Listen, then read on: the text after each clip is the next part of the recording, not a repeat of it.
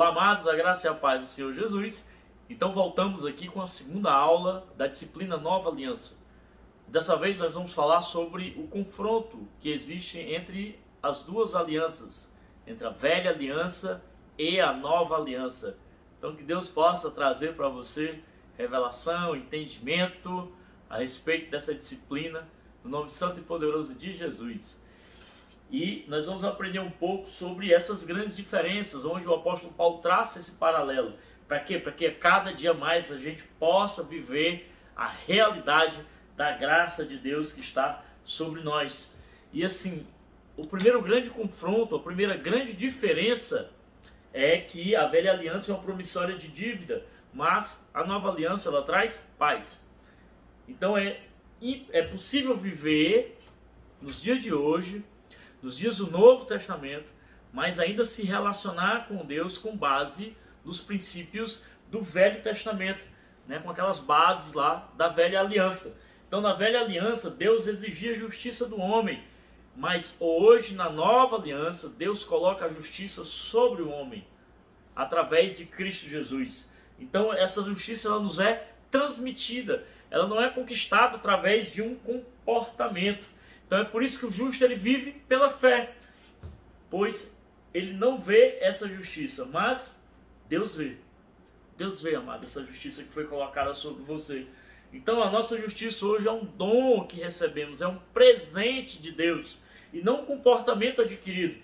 Em 2 Coríntios, aliás em 1 Coríntios, deixa eu ver aqui, 2 Coríntios 3, do 6 ao 18, Paulo faz um paralelo entre as duas alianças, mostrando pelo menos 5 grandes diferenças.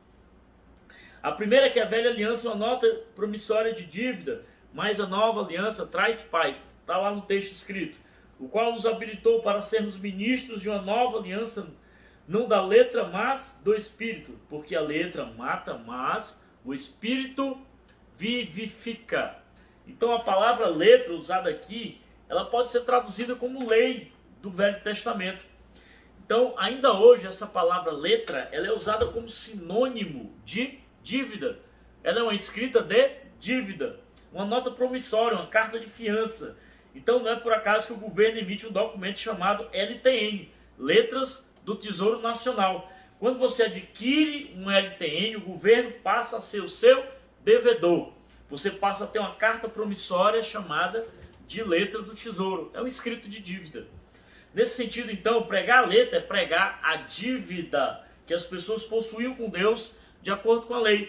Então, isso significa que hoje nós não pregamos mais a lei do Antigo Testamento. Nós pregamos a nova aliança. Ainda que a gente fale sobre o Antigo Testamento, a gente pregue o Antigo Testamento, mas o Antigo Testamento ele deve ser pregado para apresentar Jesus. Mas a lei do Antigo Testamento nós não pregamos mais. Nós pregamos essa nova aliança que temos com o Senhor. Entenda, a lei está no Antigo Testamento, mas nem todo o Antigo Testamento é lei. Então, lembre, eu não estou dizendo que ninguém pode pregar o Velho Testamento. Claro, devemos pregar o Velho Testamento, mas para apontar Cristo. Nós pregamos o Velho Testamento para mostrar Cristo. Jesus ele está em toda a Escritura. Do primeiro versículo ao último, a Bíblia ela não é um livro de histórias desconectadas. A Bíblia é uma narrativa só que aponta para uma pessoa só, para Cristo Jesus. Então não fomos chamados para pregar acusação e condenação. E a própria palavra diz que quem nos acusa é Moisés. Diz assim, não penseis que vos acusei perante o Pai, mas quem vos acusa é Moisés, em quem tendes firmado a vossa confiança. Está lá em João 5,45. Sabemos que Moisés ele representa a lei. Isso significa que a lei é que nos acusa. Pregar a lei nos leva a acusar e a condenar pessoas. Esse não é o papel. Nós pregamos a graça de Deus. A Bíblia fala que quem convence da justiça, do pecado e do juízo é o Espírito Santo de Deus, não somos nós.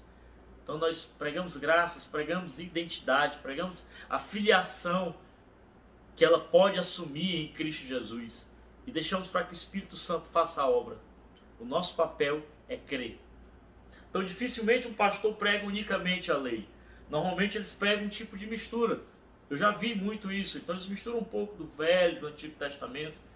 Eles pregam lei e depois, né, pregam o Novo Testamento, um pouco de graça, às vezes, né, ali um pouco mais de um pouco mais do outro. Mas misturar o evangelho de graça e lei é assim, as pessoas vivem como se não fossem justificados pelo sangue. Você amado, você amada já foi justificado, já foram justificados pelo sangue de Jesus. Então a letra de dívida não pode gerar fé em ninguém. A letra só vai gerar condenação e medo. É preciso de revelação para entender como Deus, aliás, que a nossa relação com Deus não é baseada em nosso mérito. No reino não existe meritocracia. Não tem os que merecem mais do que os outros. Na verdade, não tem nem quem mereça. Nós recebemos justamente por isso, porque não merecemos. É unicamente, exclusivamente, pela graça de Deus. Então, não existe meritocracia no reino. Deus me dá, não porque eu mereço.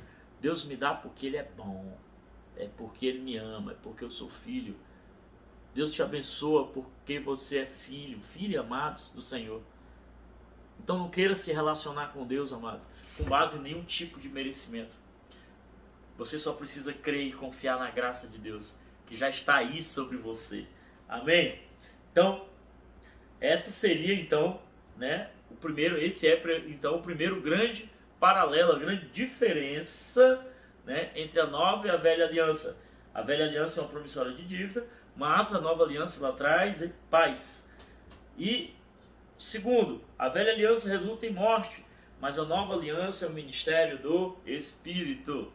Então lá em 2 Coríntios 3, aí já pulamos para o 7 ao 8, diz: se o ministério da morte, gravado com letras em pedras, se revestiu de glória, a ponto de os filhos de Israel não poderem fitar a face de Moisés, por causa da glória de seu rosto, ainda que desvanecente, como não será de maior glória o ministério do Espírito?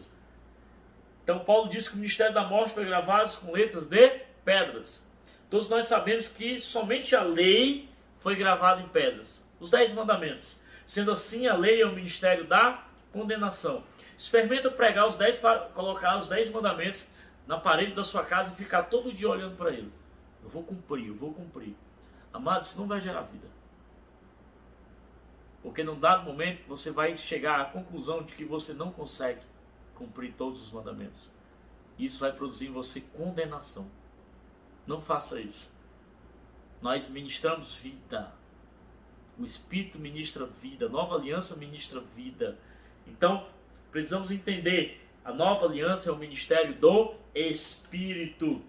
Então, quando pregamos condenação, sempre mostrando o quanto elas são falhas, nós enchemos a nossa reunião, o nosso culto de morte. Não somos esses.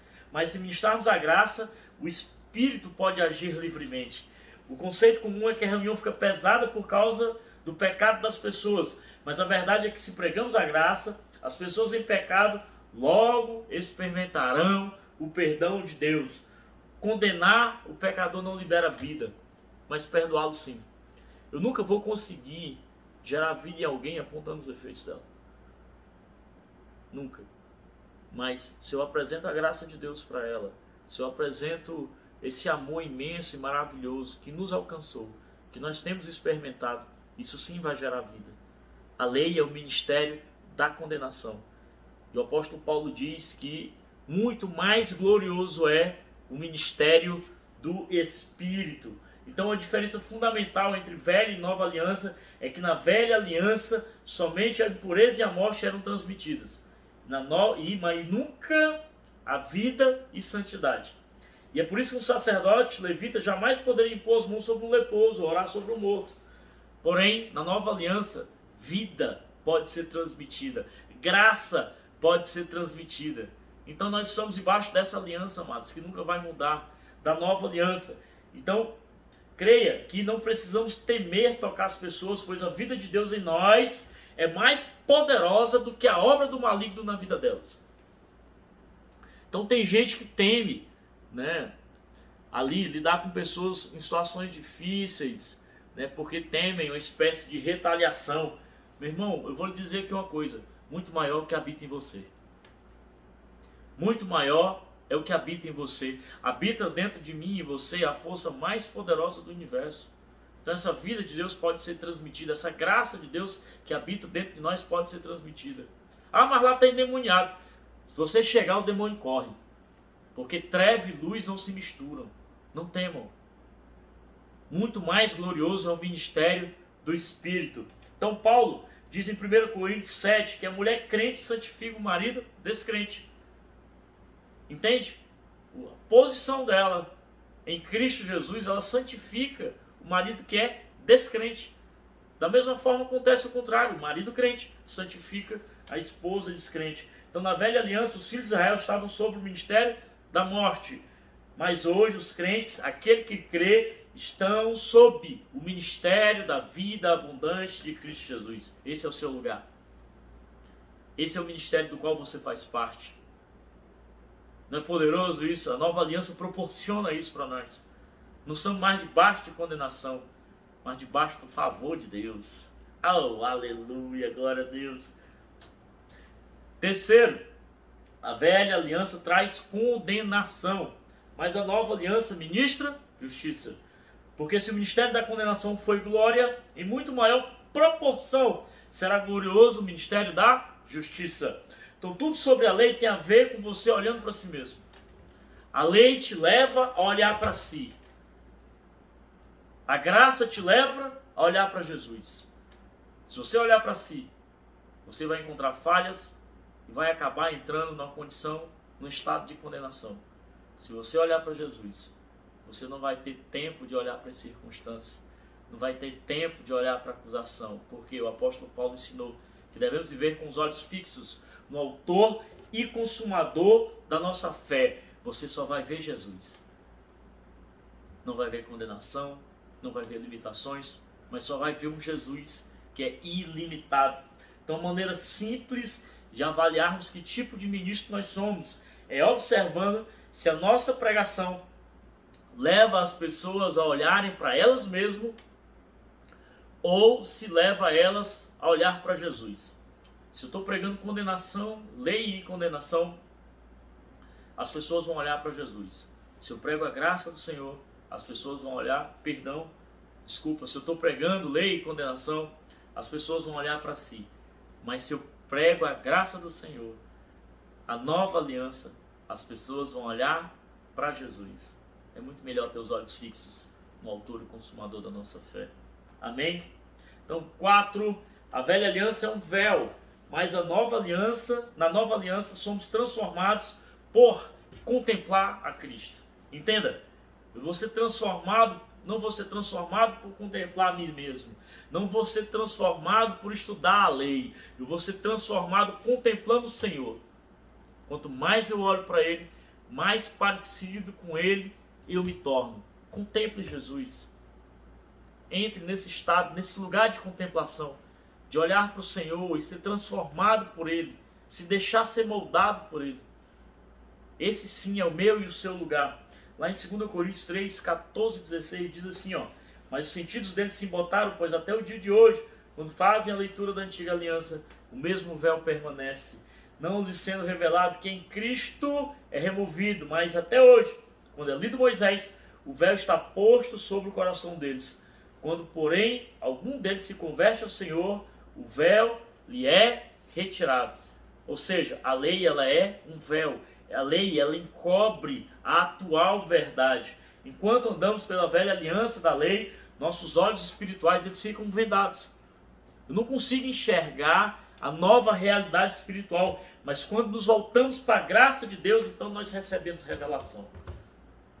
Então, quanto mais eu entendo a respeito da graça, quanto mais eu experimento sobre essa graça, mais revelação eu tenho. Então, amado, em nome de Jesus, que todos os dias da sua vida, o Senhor inunde o seu coração dessa revelação da graça de Deus. Né? Então, é por isso que o nome Ló significa véu em hebraico.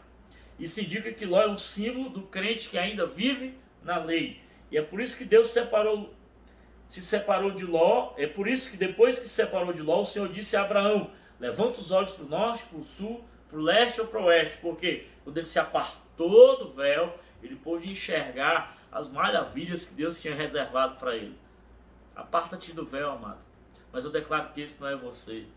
Você é daqueles que enxergam com os olhos da graça, com a ótica da graça, com a lente da graça. Então, quando o véu foi removido, Abraão pôde ver. Somente o Evangelho tem o poder de transformar o homem, pelo simples fato de que somente a mensagem do Evangelho tem poder para gerar fé no coração. Lei não gera fé.